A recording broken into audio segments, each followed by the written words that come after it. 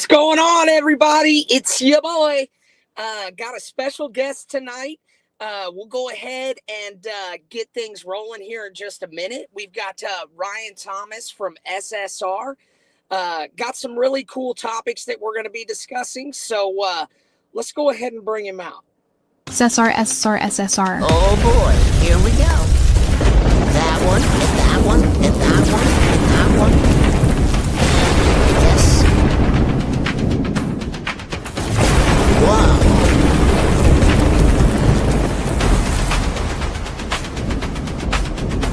I'd say yes and now.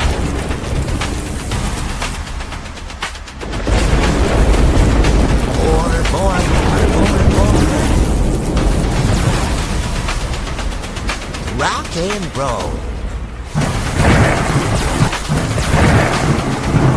Wait, what? Cow? Kansas City Pride.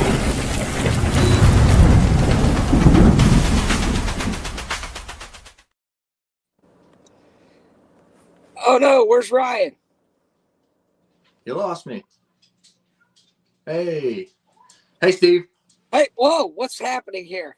There we go. There we go. Welcome, Ryan. How are you, brother, man? Man, I'm good. Thanks for having me on this.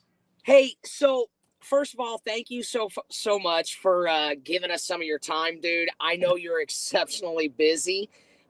You're into a lot of things outside of reptiles, so I just appreciate you giving us some time tonight. So, absolutely.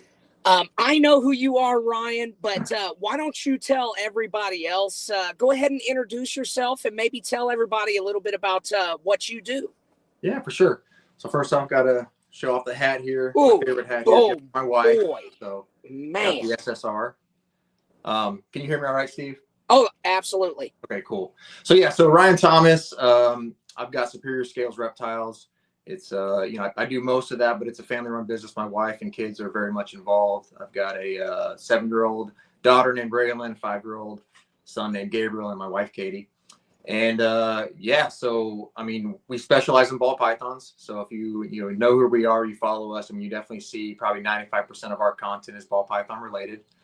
We do work with a few other species, and we may get to that at a later point. I know you've got some pictures, Steve. Yeah. But definitely ball pythons. That's where it's at. I mean, if we want to get into some background of kind of how I got to ball pythons, I'd love to dive into that, Steve. So you said you specialize in ball pythons, and I would say that is true. But I feel like when I see you at the show and I approach the table and I've got a chance to meet the wife, I've got a chance to meet the kids, you guys specialize in smiles. Dude, I love it. Absolutely. It's a lot more than just the snakes. I always appreciate when I see you at the show because I know that there's a friendly place to go to. They specialize in happiness. I've got one of the bracelets on right here from his daughter. I probably have 15 bracelets and I don't know, countless trinkets. The wife brings the food, the coffee that's very much appreciated at the shows. So it's just a whole experience with you guys. But let me ask you then. So we're going to go right into what you were just saying. Yeah. Tell us a little bit about what kicked it off for you for ball pythons and things like that. Yeah. So, obviously as a kid, super interested in animals all around, especially reptiles, amphibians, things like that. Always catching toads and salamanders and snakes, whether or not I knew if they were venomous or not. I was just diving in, grabbing things. So that, that passion kind of carried with me all the way, up until college time. And, once I went off to college, you couldn't really have, animals. So it was a weird time, no animals. I'm in a dorm room going through college. But as soon as I kind of got out of that and got married, my wife and I, we moved up to Columbus, Ohio area for a summer. I just had like an internship there.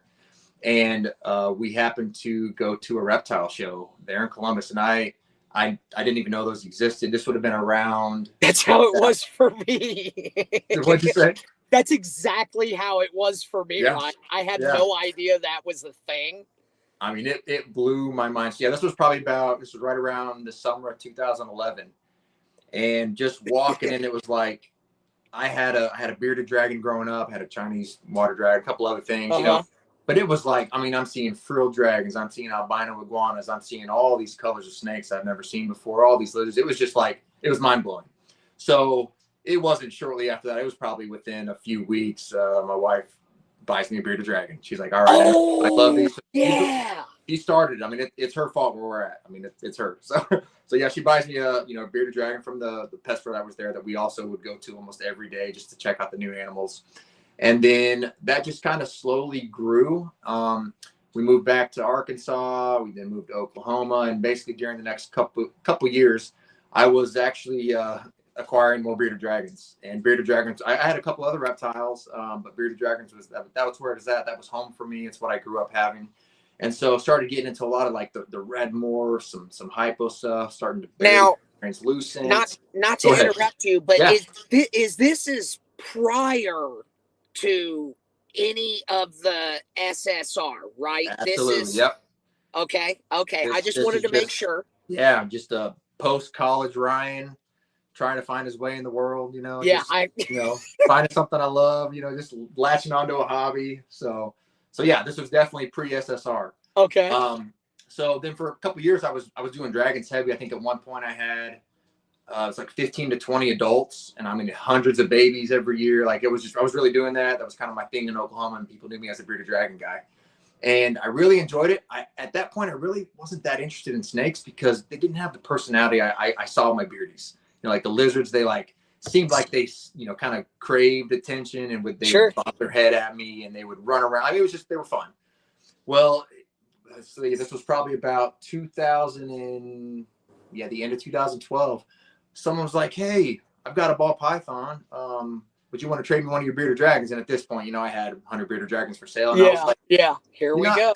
Never really want a snake, but sure, I'll try it. My wife was a teacher at the time, and I kind of thought, worst case, it could be a cool classroom pet. So I'll try it.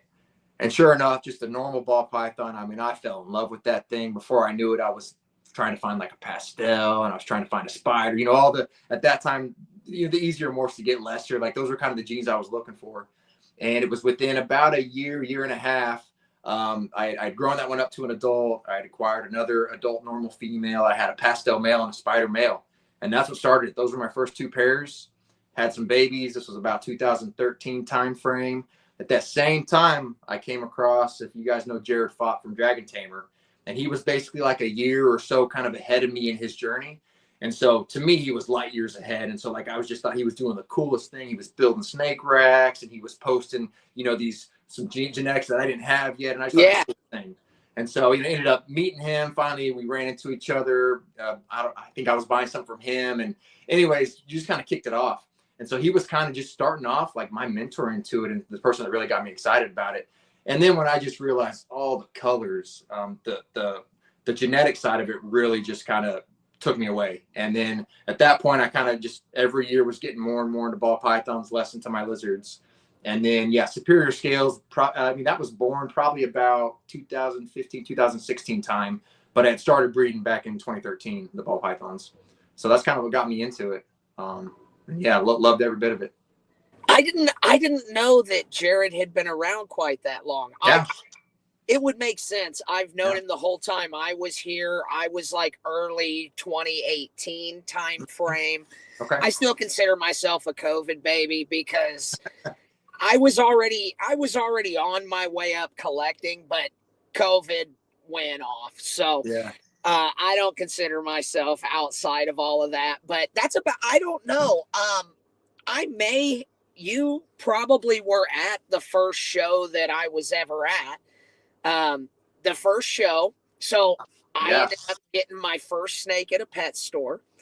And then I got on YouTube and started looking, and oh my gosh, next thing I know, because I kind of had the snake mentality, I guess, then I saw a sign on the side of the highway, and I'm like, reptile show? Jenny didn't leave me. Jenny didn't leave me on the first one. She almost left me on the second one. You guys have come a long way then. I don't want to talk about it. But yeah, dude, it's just wild how that happens. And my first show that I actually ever went to was the Blue Springs Show Me Reptile show. And I'm almost positive you were there. I didn't know anybody yet. Yeah. Yeah. You know, I was just Joe Schmo walking through, and because I'd never seen anything. Mm-hmm. The ball python that I got from the exotic pet store, I didn't even know there were morphs. I didn't know that. It Yeah. really wasn't out there as mainstream as what it is now, which is weird to say because that's not too super long ago. Right. Yeah. But It's like advanced for the quick. general public, that can be quite a while. So Mm-hmm. okay, I wanted to I found a couple pictures here that Oh go boy. way back too. So this is a picture that I would have taken of you and your wife here. I don't even know, Ryan, 3.5, 4 years ago. Yeah. All right. Because didn't you say that's your older banner Yeah. Yep. that you guys had? So Yeah. Ryan talks about his bread and butter. I can't not show some of this stuff. It kind of puts you on the spot, but if you remember straight out roughly what these are, maybe you can kind of I mean, I'm sure you know, Ryan. People, okay. So here's something about Ryan that I super admire, guys. I go to almost all of our local shows, and Ryan is local to me. And if he's at a show, there's always one or two vendors that are just they're waiting and looking at the door. Hey, Steve, is Ryan here yet? No, not yet, man. He's really busy. I don't know when he'll be here. SSR will be in the room represented, but sometimes you got other stuff and you end up having to slide in a little bit behind. But Sure. There's always somebody that's like, I've got to find out what Ryan thinks. I've got to figure out what I have. I really respect and admire the fact that you do that because there's people that I've ran into over my time frame that sometimes they'll give false identification because they want you to go one way or another with a project. And I've never heard anybody honestly have anything negative to say about you. Yeah. And that's hard to come across. So I appreciate it. I'm going to go ahead and flash up some of your ball pythons here. So Okay. what do we got here, my friend? Yeah. So this one was a black pastel leopard freeway. And that one was a yellow belly dreamsicle, which if you like dreamsicle stuff or even albino pied stuff, but the lavender albino pied, that yellow belly gene really takes that color up a notch and really kind of brings out that orange color, especially coming up from the belly. So really, really like that one, the colors on it. And those colors too, you can't pick up on camera. At least, I take all mine with my iPhone. And so, I mean, in person, it's vibrant. It's really nice. Oh, yeah. Oh, yeah. And you're right. It's not coming up. I know what I'm looking at, and I can see the orange halos. Yeah. Well, it's not even exactly halos. They're melted. It's melted goodness. So, yeah. Yep. Here we go. Here's some fire. Yeah, so this one was kind of a new combo for me. So I was trying to do like a hidden genome clown pied project and had missed out on a couple different clutches and finally hatched out this girl. So hidden genome was kind of cool because it brings in a nice orange color. It almost looks like an OD combo. And then leopard was also in the pairing. So I'm pretty certain this girl is also a leopard. So I think she's a hidden genome leopard clown pied. So kind of something different. Head stamp's really cool on her. That's cool too, because I do have a little bit of the hidden gene Woma stuff over that direction, and you found a real unique way to utilize that because to each their own. But I'm going to be very specific with how I use it because of some of the things that it carries across with. Sure. I wasn't sure exactly what all was in that one. I thought leopard. I hit it for the leopard clown pied. I knew there was something extra. I wasn't sure, but that's a real unique take right there for sure. That was something I had noticed. I think it was Frank Bird who I'd always see posting on social media, like some hidden gene Woma pied combos. Sure. And I'd already been working into my clown stuff and really liked it. And so I had seen kind of that color tone that it would bring into pied. And it's that orange tone there. So it's kind of a unique flavor. All right, so this is these are a couple of VPI Xanthic girls. You got a leopard on top, and then you got the pied version. So the leopard on top is a het pied, and then the bottom one is a pied. So it's kind of like the lightning pied project. This is just the VPI line of it. So I really like this stuff, the grays and blacks and whites, that whole color tone, those shades. I really like those. Absolutely. Hit me with some of those. Man, old time pictures, brother. Those Yeah. snakes look like an old time picture right in Right. your hand. And I too run the VPI line. To each their own. There just seemed to be a little bit more ready availableness, so that's kind of the direction I went. And I think any of the Xanthic lines can shine. Depends on what you hit it with. So Sure. you know, There are you kind definitely of certain genes that make the Xanthic gene pop. kind of doing your research on what you like. And I always tell everybody, breed what you like, because if you like it, that's going to come across when you go to, well, first of all, you may not get rid of it. Yep. Which is always, that's not a bad thing, guys. That's not a bad thing. There's a reason we're doing it. And we're passionate. It's, you know, we got to sell some to keep making some. Yep. But if you like it, that's going to come across when you go to put that out there to the community, or that first time snake buyer or something like that. So I'm a huge fan of that. Yeah. So I think part of that too is just when you're caring for your snakes every day, to see snakes that you are, you know, their look is like the look you're going for, you know, whatever it is, that genetic combo that's pleasing to your eye, it just makes caring for them that much more fun too, I think. It does. That's why I really try to focus on things that I like, or trying to combine things I like and see maybe I like that even better. And sometimes it doesn't turn out, maybe I don't like it, but trying to just experiment with that. Absolutely. Okay, so tell everybody about this one here. I bet everybody out there is like, man, look at this pie. Well, tell them what we got here, Ryan.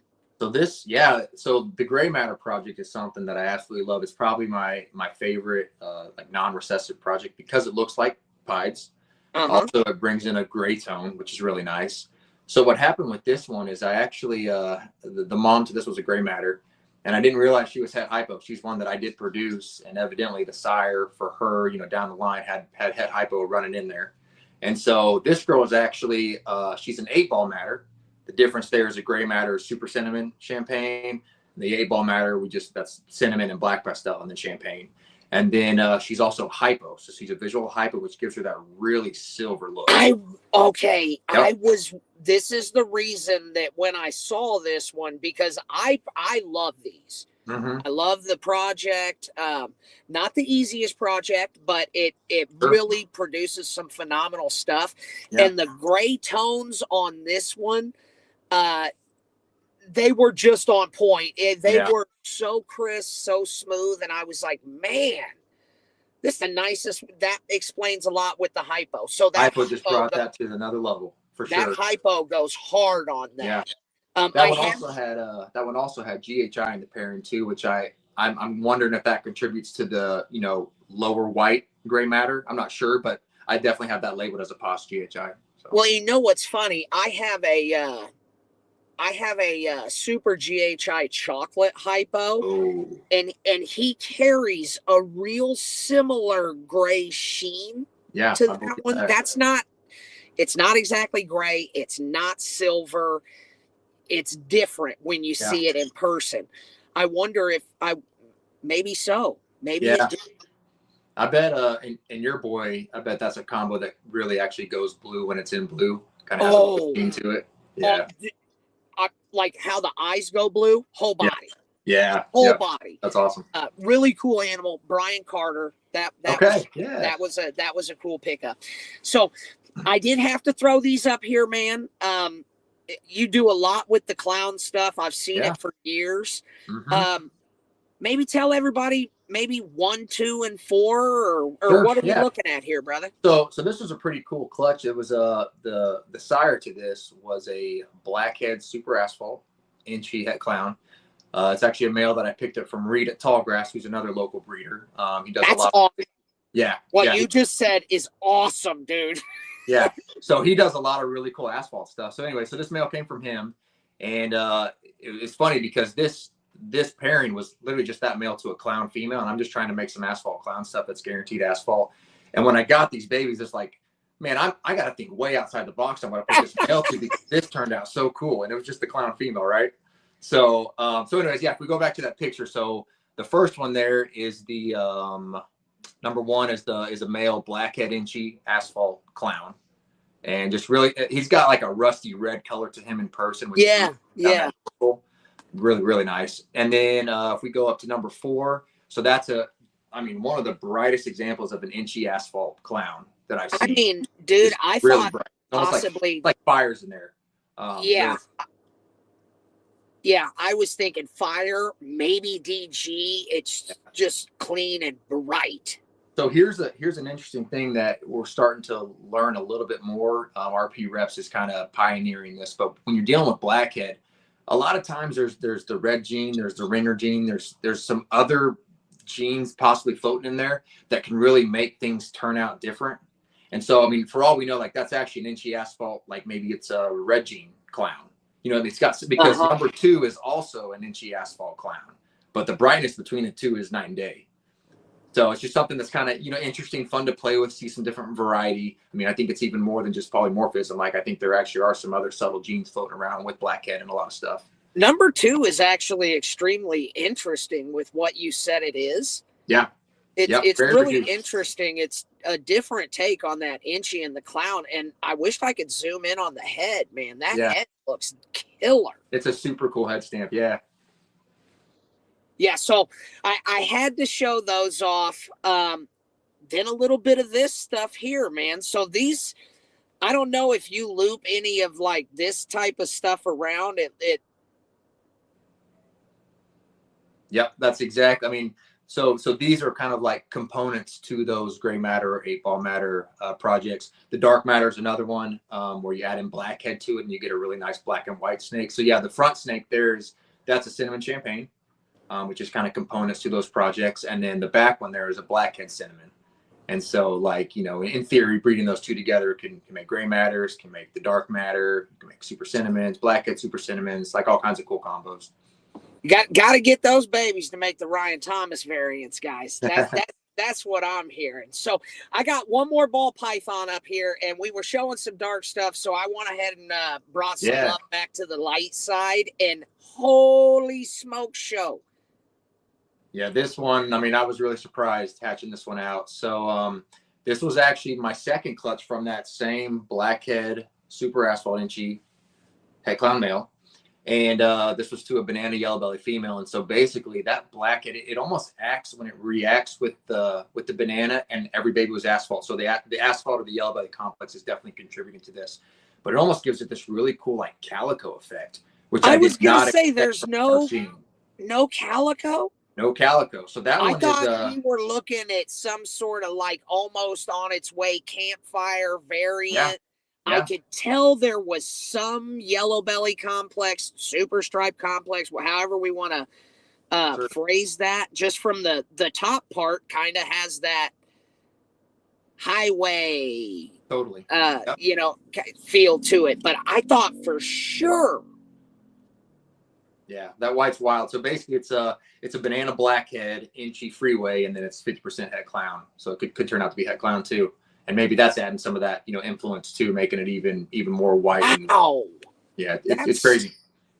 That is super cool. So, and it's a female maker, so add that little bonus there too. Yeah, even better. So, tell everybody who this is, Ryan. So this is my beautiful wife, Katie, and like I said, it's her fault that I'm in this. So, we can blame her.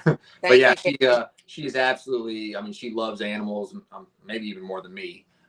We've got a small homestead here. She's got all kinds of like farm type animals, pigs, ducks, chickens, guardian dogs, things like that. And she just absolutely, I mean, every day it's like, Snow White going out to play with her animals, and she's just singing to them, and it's a good time. So I love it. And, so this appears to be a Kansas City show if I'm looking at the carpet right. Yeah. Yep. One thing that I've loved, and I don't have the videos on here, but Ryan, there's been times that I've personally come over to your table with a little kid that's just hypnotized and fascinated, and you've gone out of your way to make a special moment for that child and make me look like a good guy because I brought him over to you. I really appreciate that. I do understand that there can be, somewhat of dangers behind doing so with possible spreading of mites or things like that. You've never hesitated. And I just wanted to let you know, I appreciate that so much. Yeah. It makes all the difference, because when we share our passion with the younger kids, they're not always going to be 6 or 7 years old. Mm-hmm. you know Exactly. and how old were you when you So, actually got into it? yeah. So my first like actual bearded dragon that was my pet growing up, I was 8 years old. See? So I mean, I was young, and it's interesting too, because once I got out of college and could find my own reptile, I picked a bearded dragon. So it's like, for me, it's like I'm trying to create these positive experiences with kids, because you never know at what point they'll what was something familiar to me. Oh, it was that cool ball python that I held, and like, oh, I want to get one at a pet store or from a like it's just kind of creating that next generation of the people that are really interested in what we do, and whether they are customers or whether they're actually future vendors and breeders that are kind of pushing things to the next level. Like, you just never know. Yeah. And I never push that stuff to the side, even if they come up and they're not buying right now. They paid to get into the show, to have some sort of experience at the event. And I feel like us, not as the adults, and also when we're behind the table, no matter who it is, when these people walk up, they look at us, there's some admiration, and it doesn't matter which vendor it is. And we get the ability to set a good example for the community, or a not so good example. Yeah. Which kind of leads us into the main title of the show, with breaking down the walls of negativity. Yeah. And I wasn't going to do this. I told Jenny that I was, and I didn't know if I was going to have the guts to do it. And now it's too late. So I'm just going to lean into it. And I'm going to start by saying, before I say this for anybody, I got nothing but admiration and love for Ryan. Do you remember one of our first interactions when I messaged you by chance? Mm-hmm. A long time ago? You remember what I said? Remind me. It'll come back. It's really kind of humbling, and I'm just going to put it out there. And this is when I was very new. I had, I think, 2 snakes, maybe 3, and one of them was a king snake. So 2 ball pythons. And I had seen you at the show. I didn't have the guts to approach you yet, is the honesty of it, because your display looks so good. You're a great big sexy beast of a man. And I'm like, he's so busy, he's not going to want to talk to me. And I finally got the guts, and I messaged you, and I was like, hey, the moral of it was, I was like, I would like to come over and kind of spend some time with you. I know that I can get better just being next to you on accident. Mm-hmm. And I had said that whatever you would require of me, if you needed me to clean your rats or run your rats, and I don't even think you do rats, but I didn't know that at the time. Sure. And I thought that's got to be about the bottom rung to start the process. And you said, that might be something we could do. And you just kind of LOL. It hurt my feelings. Okay. Now, I don't say that to make you feel bad. It hurt my feelings and kind of embarrassed me. And I was like, oh, I just tried to fall on the sword. And for about 6 or 7 months, I painted you in a pocket, and I didn't really like you that much because I didn't get my way. The reason that I bring this up is because you stayed consistent and were just yourself. It was me being childish. Now knowing who you are, Ryan, and what you have at stake, and what you are as a family man, all of the various aspects, there's no way I would have opened the door to some little weird freak like myself. So I can totally get it, because I'm loud or whatever. And so I just wanted to apologize to you, but the honesty is, you were my motivation. That's awesome. You were my motivation. It was reverse motivation, but that's what got it rolling. So I wanted to put that out there because I think sometimes negativity can also be painted by our own thought process. Maybe we asked somebody if they could do something and it wasn't something they were able to do, because at this point I too have had these interactions, and I can see how that stuff goes. So like, Yeah. I just wanted to put that out there, and I wanted to apologize to you because that's like the only thing that was ever out there, and I'm like, I feel like I should bring it up, Yeah. and I just never had. And you're just such a good dude, man. And So, I think this, is a great illustration too of like, I had no idea that I had hurt your feelings or like that had, well, was and put off. I didn't say that to make you feel Yeah. bad. Yeah. I think more than anything, I was embarrassed, and I took that as my feelings were hurt because I'm not used to people telling me no very often. Gotcha. But like I said, you've got a lot of stuff going on. You've got a young family that you're raising, and you can't just always open your door. So Yeah. I totally understand that. Like I said, I just wanted to apologize because I had no reason to ever have any animosity. And I think that there might be some of that just kind of circulating around. And if people could even do what I'm doing, and I'm doing it live, I don't know who's going to watch this. I'm just putting it out there because I was wrong. Yeah.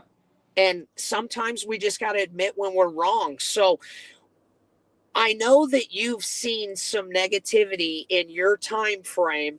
Yeah. How do you go about those types of situations and keep smiling and do this as long as you have, Ryan? Before we move into that, I do want to go back and like, Okay. you brought this to my attention, and it's good to know. And, I would have definitely, had I known earlier, man, we would have made this right. But no, it's we not have, even like that. We have shared many a hug, but I owe you another one now, extra special. So next time I see you, you're getting that. And I accept that. All right. Anyways, okay. New topic. Yeah. So I mean, what I've noticed. So I've been in this hobby for a little while now. Really in it probably since 2013, 2014 timeframe, and I've seen a lot of people really get hurt by the negativity in the hobby. And ultimately, I've seen many, even friends of mine, actually just leave the hobby because the negativity was too much, the competitive nature of it, or whether it's like, this pyramid scheme piece of it, or once I stopped buying from a certain breeder, they don't talk to me anymore. Like, there's all these reasons. They're making fun of my projects. They think what I'm doing isn't that cool. There's all these reasons, right? Yes. I like to take a step back too, because the thing is, this is not like special to the reptile hobby. Like this is life. And like, unfortunately, there's just a lot of negativity out there, no matter what space you're in. We can look at hobbies, industries, we can look into politics, like we can look however you want. There's a ton of negativity. And so I think the biggest thing that I've, realized is it's important to find the positivity. And sometimes that actually takes just like a perspective shift. What you're looking for, you will find. So it's like, if you're constantly focused on the negative, you're going to keep seeing that. It's going to keep wearing you down. It's going to keep having an effect on you. Whereas, sometimes it just takes one positive person in your corner that you feel like, we share a vision, or I really like what they do. So I guess where I'm getting with this is, social media is a huge thing. It is easy to follow somebody and figure out what they're doing, kind of what they're like, whether it's, watching YouTube videos, whether it's seeing them at reptile shows in person, whether it's following the Instagram or the Facebook.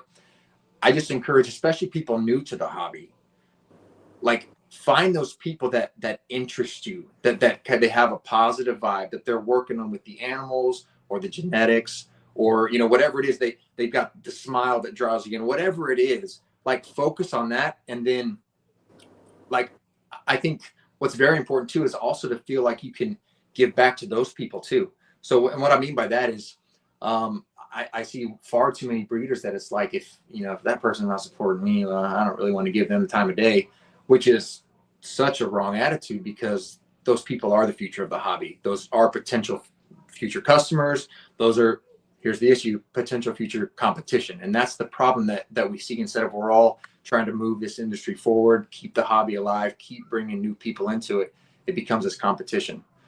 So I think you got to latch onto the people that feel kind of fill that positive void, and then support them back. And that can be as simple as, you know, if you're really following a breeder, you've been following for a year and you really like what they're doing and they post a cool snake, like share that snake. That also lets the breeder see that, hey, this person likes what I'm doing, and they'll start noticing you more. Maybe, you know, you see them at a show, maybe you buy a t-shirt from them, or maybe you just come up and compliment some of their snakes. Start a dialogue there, you know, like what kind of projects are you working on? Then maybe they'll ask it back. And I think some of that relational piece too is really good in shows, because you can also see who's kind of interested in what you have to say, and then just feed off that. Right. And, you know, with some of the shows I've been to, and I guess what people don't understand, or maybe they do, but as pet owners, we're a niche group. Okay. Mm-hmm. Pet owners as a whole, that's pretty large. Now we go subcategories, and somewhere down here falls reptiles. Yeah. So we're a niche group as it is. And then it's also a niche group of breeders, because you start seeing repeat people dependent on what zones you're in within a 3-4 state zone. Some of them travel further, but you know what I'm saying. So you start your core is the same people. Sure. Yeah. The core family of the promotion or whatever that you're traveling with, the circuit, however you want to say it. What we're referencing is like the ball python side of things. One thing that I like, and this happened to me last week, I was talking to this guy and he was just going off on Texas rat snakes. Okay. I'm just an animal dork. You could talk to me about anything, because this kind of bounces off of what you were saying earlier too. Energy is contagious, and I am such an adrenaline junkie. It doesn't take much to get me excited and hyped. You know, you bring that energy, Steve. And when I get excited and everything, it just comes out. It's just passion. So when someone else is throwing it at me, dude, it's on, you know. Yep. So he had me geeking out on the Texas rat snakes, and I don't do them, but I think it's very important that there are people in various species and subspecies, because we never know what's going to happen 15, 20 years down the road. I mean, look at some of the New Caledonian species, dude. They were, you know, crested geckos. They were almost gone. Mm-hmm. Now people are like, oh, man, you can see them at every show. Well, that's awesome. Yeah. We don't know what it's going to be like. You know, some of the indigo species and stuff like that with the snakes. That stuff's starting to disappear. So I love seeing people that are passionate, even if it's with, you know, snakes native to where they are. Mm-hmm. As long as it's legal for them to have them, I say do it, because at some point it's probably going to come down to us. Not in our lifetime, hopefully not. Better but not. 100 years, we could be in a totally different place. So I always love feeding off of that, just that various passion. Period. Yeah. I think that's good. You know, another form of negativity that I've seen, and I hate this for the community and for the vendors. I don't like seeing promotions going at each other. If you vend here, then, because that's a different side of some of the ugly politics and just the negativity as a whole. And when that stuff starts coming down the pipeline, and this is just my opinion, but I've seen a lot of shows at this point, it hurts the community. It hurts the vendors when they have to decide here or here, and it hurts the bottom line for all parties. Have you been involved in any sort of crossfire, and don't name promotions, but crossfire events like that? And how did you go about approaching that? Or what is your advice for the new breeder that doesn't have a choice because they want to vend this show and in 4 months this other show? Yeah, no, I mean, I think that's a really good question. I mean, rarely, maybe if ever, is division a good thing? So like, I strongly disagree when I do see promoters, causing that division, making vendors choose.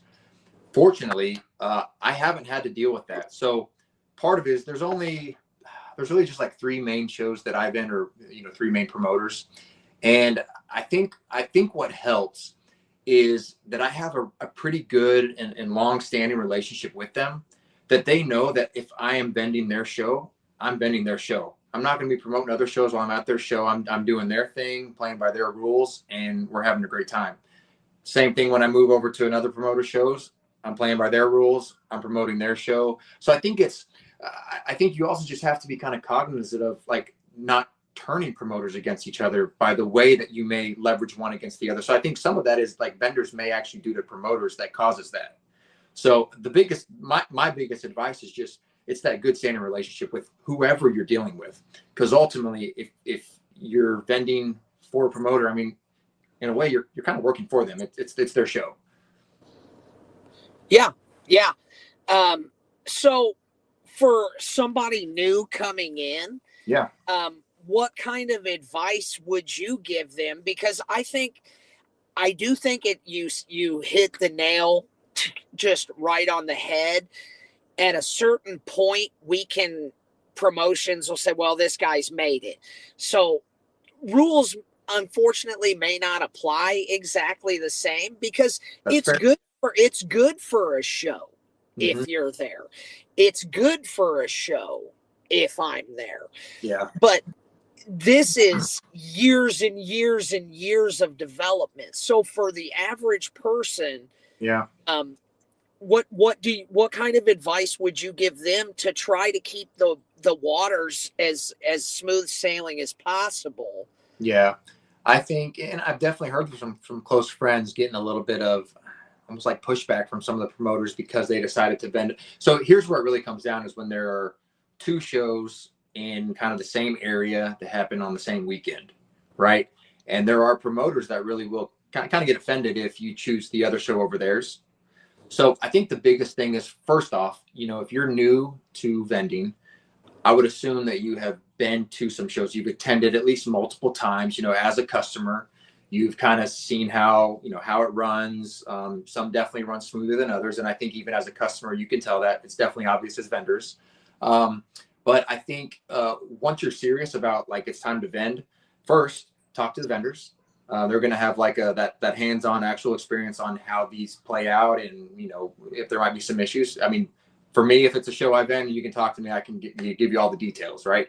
But the other thing is figure out who promotes it. So who is like the show owner, and I would talk directly with them. Let them know like you're interested in vending. Is there a wait list for this? I'm also, there's another show that's in this area. I'm also interested in vending that. Like, is there an issue with that? And if there is an issue with that, I think then you got to step back and kind of reevaluate, like, do I want to be a part of that show, or should I just pick the other one? So Sure. Realize we do have options. And if you're competing between two, we've got so many shows nowadays that wasn't like this even 5 years ago. There are other shows you can be a part of. So basically, communication. Communication is 100% the way. And really talking with vendors, talking with the show owner, the show promoter. Absolutely. Well, and I mean, a couple of the things that we've discussed tonight has come down to communication. And that's one thing I want everybody to take away from some of the things that we're saying right now. If you've heard something about somebody, that did indeed come from somebody else. So make your own judgments and move forward from there. So everybody's trying to make it. If we all stayed on the same team, because the truth of the matter is, Ryan, we come to a show and you get a snake from this vendor. I get a snake from this vendor. Yeah. It goes full circle. We get dry goods here. I get cocoa from you. I get this and that. We get rats from over here. We get mice from this. It's all one eternity loop. It really does take all of us. Yeah. So I've kept you on here for about 15 minutes longer than I told you I would. Hopefully you're okay with that. Yeah, absolutely. Because I mean, Ryan, you've been around, you've done this thing. And I know that you've seen some ugly along the ways, and for some miraculous reason from above, you keep a smile on your face, and you just keep everything real clean. So I do want to say this though. I wanted to pay a little bit of respect to somebody else out in the field right now that I absolutely tax stamp they're doing it right. And I've got to send some love out to Scott Hockman. Definitely. Dude, SNS, his facility that he has is pristine. His personality, I love him. His wife, they're good people. I've met his kids. He's just genuinely a really good guy. You mentioned Jared's name. Yeah. Jared's a really great individual. Is there anybody else that you wanted to pay some respects towards? Well, real quick, back to Jared. If you want a positive light in your life in the reptile industry, Jared's your man. Absolutely. And then back to Scott. Something I really appreciate about Scott is he's got a level head on his shoulders. Like, he's so easy to talk with. He's got a really just holistic perspective on things. But he is just like he craves learning. And so just the amount of time he has spent, learning his craft, so to speak, is just like that is something that we should all aspire to, especially new people in the hobby, just learning everything you can, talking to breeders, talking to vendors, mapping out kind of your plan, where you want to go. I mean, like that's the example you want to follow for sure. So mad respect. Just a great dude. And Yeah. Ryan, you too, brother. Nothing but love and respect for you and yours. That's all I've got for you tonight, brother. All right. I appreciate you coming on, and we will see you out in the field, dude. All right. Thanks, Steve. Good job. All right. Thanks a lot. All right, guys. So Ryan Thomas, just an exceptional individual. Some KC pride in the house. KC pride with Scott, too. So there's three of us up here. If anybody needs anything, you can definitely hit us up. We keep it pretty wide open. I do have to do a little bit of a shameless plug here to end the show. Just got back from Colubrid Fest. Guys, if you're not following the Show Me Reptile Show YouTube page, you definitely need to. There are tons and tons of videos coming out. We've got the Colubrid Fest charity auction that's already posted up. Mickey got this all set up. We had help from Clint, Dr. Zach, and they were able to raise $20,000 for Project Iowa. So super, super awesome. You guys should definitely tune into that. That was cool. We had some great speakers that showed up. So we have Ben Morrell from RGI. He's talking some genetics 101 stuff. We had John Lasseter. He come out and was talking about some dynamic new enclosures. Well, I don't think they were new, but just some kind of new ideas along those lines. Watch for that one. We've got it Keeping It Clean with John Rice. He goes through the overall cleanliness and basically pathogen control. So that's definitely good to know, guys, so that you know the different ways that stuff can spread around inside of your facilities. That brings us to this one. We got an infectious disease quarantine and prevention with Dr. Zach Whitman. This was really good, talking about the various things to look for, ways to prevent it. Identifying colubrid versus colubroid with Dr. Zach Loveman. That was an amazing talk. That actually kicked us off there.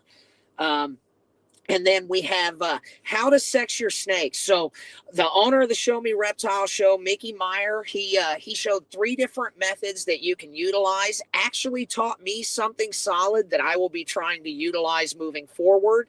And I will be trying to palpate my snakes for sexing as much as possible. Just very uninvasive. And this is definitely a good one to take a look at. Guys, I'm not going to give you a whole lot of pictures, but this is some of the stuff that was just kind of floating around up there. Exceptional vendors, exceptional tables, and the animals were just, dude, they were legit and awesome. This was one of the coolest one of the coolest little blue garter snakes that I'd seen. It says NFS, not for Steve, and I talked to him, and it indeed was not for Steve. So, guys, definitely check that stuff out. The Colubrid Fest 2025 stuff, it's popping.